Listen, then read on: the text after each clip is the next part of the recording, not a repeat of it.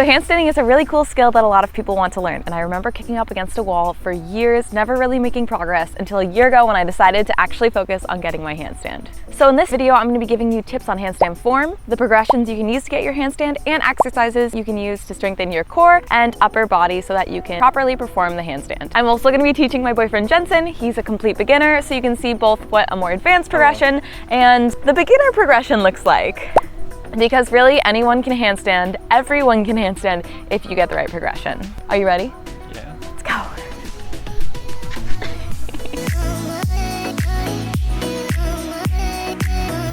Circles. We're gonna do 15 forward, 15 back, and then 15 side to side.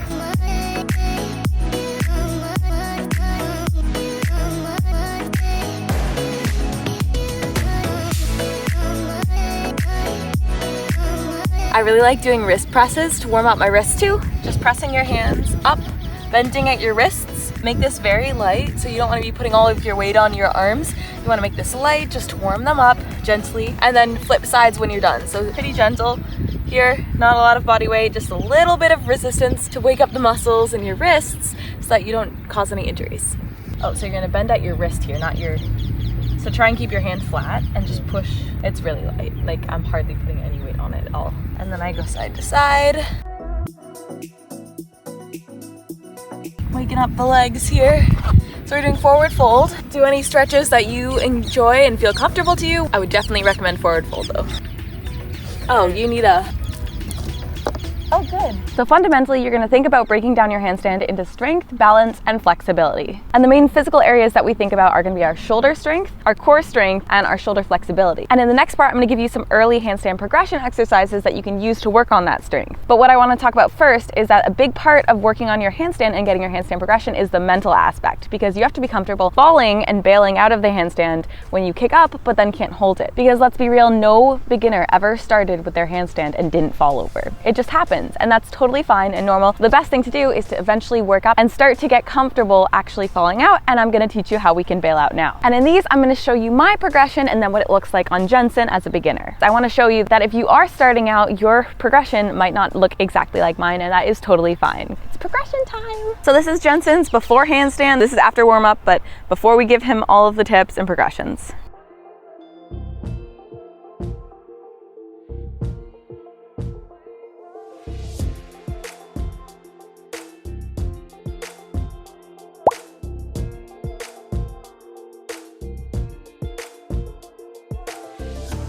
Okay, Jensen, so you're gonna wanna kick up partially, but not all the way up. Think about pushing your body up to 45 degrees.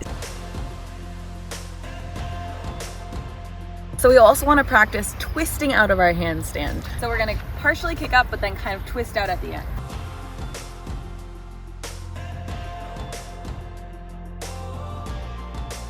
Almost like a half cartwheel if you want to think about it like that. So Jensen's doing a little bit of a higher kick up. Just go to the level that you're comfortable at. If you're not comfortable going that high because you aren't comfortable with the bailout yet, not even a problem, don't worry about it. Great job, Jensen. The next progression is gonna be kick up with an assist. So if you have a friend or a family member who can assist and catch your legs at the top, that's what we're gonna be doing next.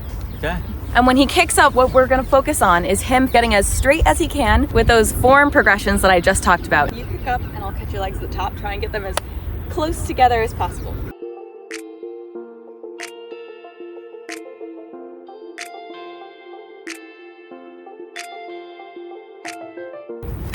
Engaging that lower core so you're kind of in like a ball shape is one of the things Jensen's working on right now. Struggles with. You spot me, please? Yeah. Here, Jensen's showing us what we shouldn't be doing as a spotter. He should be pushing my legs straight forward so that they align centered over my hips, like they are right here. And the final progression is gonna be kick up and twist out, or kick up and roll out. So I'll show you both here. So this is the kick up and twist out. It's my go-to. Twist out. When I twist, I kind of go onto one arm, lift the other off the ground, and then fall off. Do whatever side is comfortable to you. Now this one's gonna be the kick up and roll out. So that one is a little bit more intense. So if you have any back problems, I wouldn't recommend it as much. But if you're more of a gymnast or an athlete already who does a lot of flexibility work, that might feel a lot more comfortable for you, like it does for me and my sisters. So Jensen's gonna try it now. Jensen is more comfortable with the twist out. Are you gonna try the roll out? You don't have to. I'll just try the twist out. Great, okay.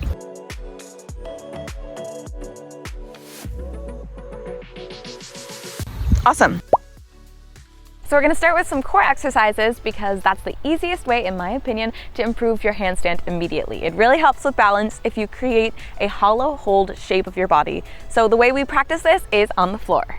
So the first exercise is gonna be hollow holds. So what we're really doing is we're tucking our lower back and really squeezing our abs so that our lower back is pressing into the floor. We're gonna lift our hands behind our head and keep our legs 6 inches or higher if you can't press that lower back. The goal is to create almost like a little dish with your body. So lifting the legs, pushing the lower back into the floor. If you can't press your lower back into the floor, lift your legs higher until you can develop a dish structure. Squeezing your lower stomach in, tilting your hips forward. That's the form we want to have when we're up in our handstand. That will allow us to really stack our hips over our shoulders onto the floor. So another core exercise I do want to mention, it's a little bit more advanced, but it really helps build your functional core strength, which is what you need to do your handstands. It's called flipped or reverse hollow holds. Instead of having that dish-like structure on the floor, we're gonna flip it and push against the floor, still in that dish. So this is kind of gonna be where you hold. Move your hands and feet as far away from each other as you can. Found it so slippery. And I can only hold that for about 10 seconds or so don't worry, it's short and intense. Also, don't feel like you have to do it, but it is something that will help build your core strength for your handstand. Shoulder flexibility is a really important component of getting your handstand too, because if we can't completely flex our shoulders up so that they're more even, it's going to be a lot harder to maintain that straight line where we can maintain really good balance and stay in our handstand. So I'm going to show you some good shoulder flexibility stretches that you can use to work on a few times a week so that you can eventually get that good shoulder flexion. I'm still working on this. This is probably the main thing that I'm really working on getting with my handstand is my shoulder flexibility. So I'll show you the stretches that I've been using. The first one is going to be puppy pose.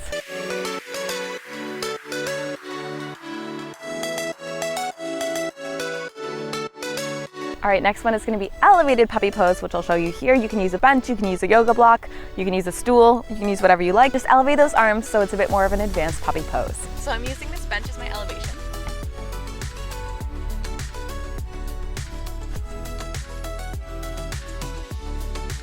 I do want to note here with form, Jensen's doing something that I see a lot of people do. What he's doing is he's arching his back instead of tucking his core. You want your entire torso to go into a more of a hollow hold shape where you're flexing like this, but then the shoulders are the ones that should be stretching. So he should be feeling a stretch here at the bottom of his shoulders, but since he's flexing his torso. Why is this so hard? It doesn't look that hard. This is the advanced mode. Would just want to emphasize that you want to focus on not arching your back here, having the hollow hold pose, and then feeling the stretch on your lower shoulders. Great job, Jensen. So this is a good exercise to strengthen your shoulders. You're gonna need a yoga block or a water bottle or whatever you have, just something that you can hold in between your arms. And what we're focusing on here is not arching our torso, keeping that nice rounded torso, round your back, but then use your shoulders to squeeze the water bottle or block backwards. So I'm not like this, because that's a really easy way to cheat. Instead, I'm rounding my back and then squeezing my upper shoulders to bring my entire arms back behind me. It's actually a lot harder than it looks. So I'm gonna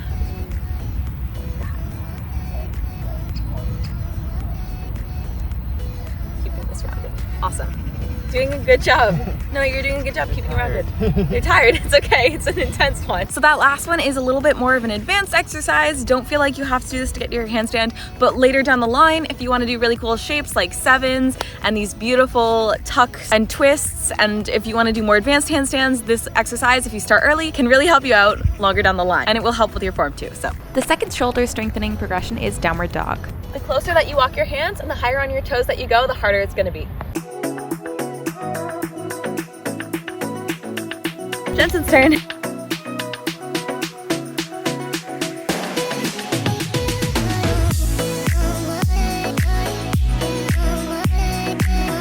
So as much as you can, try and really get your hips over your shoulders. If you could walk your feet closer to your body, that will increase the challenge. A slightly more advanced shoulder progression is going to be endurance wall holds. So So just holding this for as long as you can. All right, this last shoulder progression is slightly more advanced, so don't even worry if you can't do it. But if you found like those wall holds were a bit too easy, what I do sometimes is I'll do 10 reps of shoulder taps using the wall. So once we kick up into the wall, make sure you're comfortable bailing out. Shift your weight over one arm, tap the side, and then shift to the other side. This one is challenging, so don't even worry if you can't do it.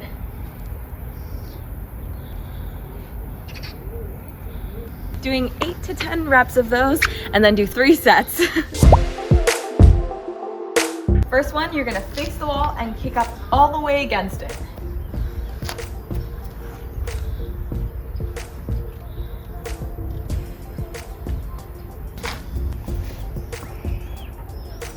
It's easier if you move your hands a little bit farther from the wall.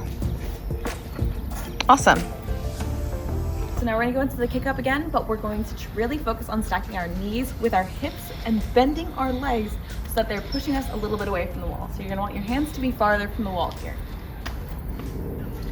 So walk the hands farther. And now we're stacking, I'm stacking my knees with my hips.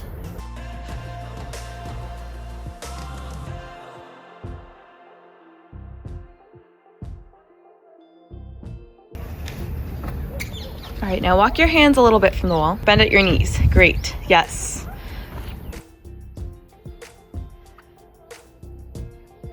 Good job. Spent too much time upside down. Now, instead of facing the wall, we're gonna face away from the wall before walking our feet up. So we'll end up staring at the wall.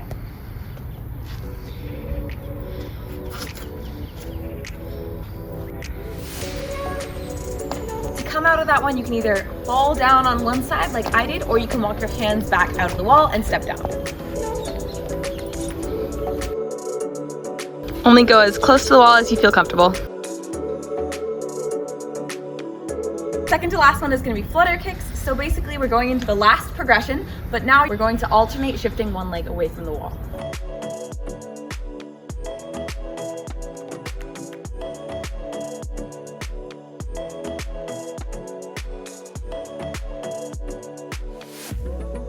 All right, now flutter one leg away so that it's in line with your hips, trying to keep it as straight as possible if you can. Awesome. That kind of helps find the center.